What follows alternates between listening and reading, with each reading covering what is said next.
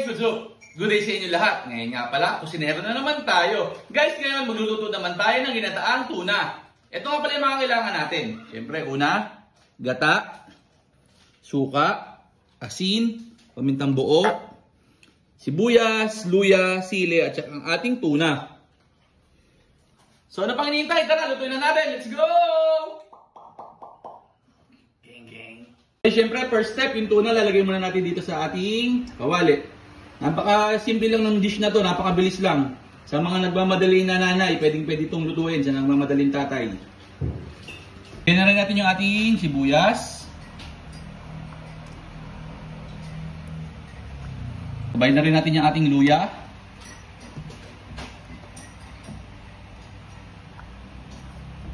Kaya natin yung ating siling panigang. Lagay na rin tayo ng ating suka. Sukang poombong, mas masarap. Lagay na rin tayo ng pamintang buo. Siyempre, magalagay na rin tayo ng asin.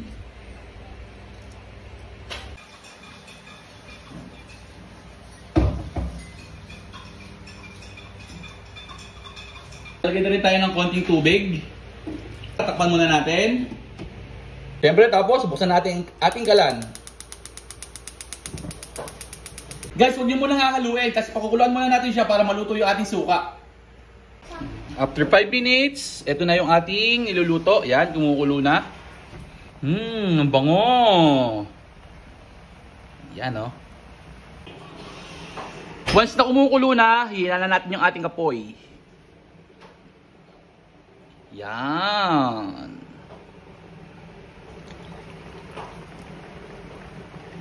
Guys, ngayon check natin ang ating isda. Yan, no? Okay na. Pag ganyan na yung ating isda, lalagyan na natin yung ating gata.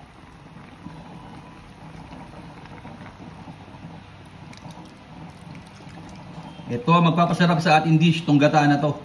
Lalo pag naglangis yan, sobrang sarap. Tip lang, halu-haluin nyo itong dish habang niluluto nyo kasi yung gata mamumuo siya pag hindi nyo hinalo. Shake, shake, shake.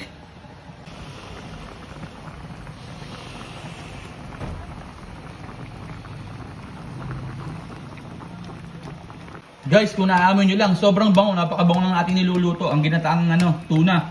Ito nyo naman guys, napakadali lang lutuin, basic na basic lang sa inyo to. Kaya kung ako sa inyo, lulutuin ko na to. Grabe, sarap nito. Lakas ito sa kanin. Guys, takpan muna natin. Hayaan muna natin siyang kumulo para mas lalo lumabas yung langis ng ating gata. Para lalo mas masarap. Yan, after 5 minutes, yan na siya. Medyo lumabas na yung langis ng ating gata. Tapos tikman natin. All goods na. Kayo naman, depende sa inyo yung timpla na gusto nyo. Kayo syempre masusunod. Pero sa akin, okay na to. All goods na to. Maasim-asim na manamis-namis na masarap. Okay na, luto na. Patayin na natin yung ating apoy.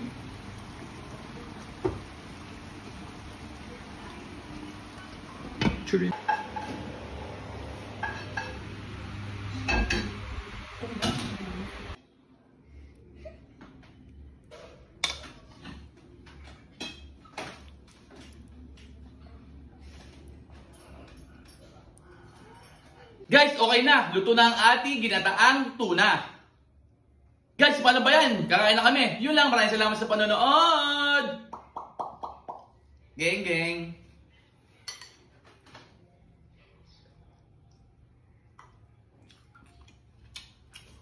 Rapsa.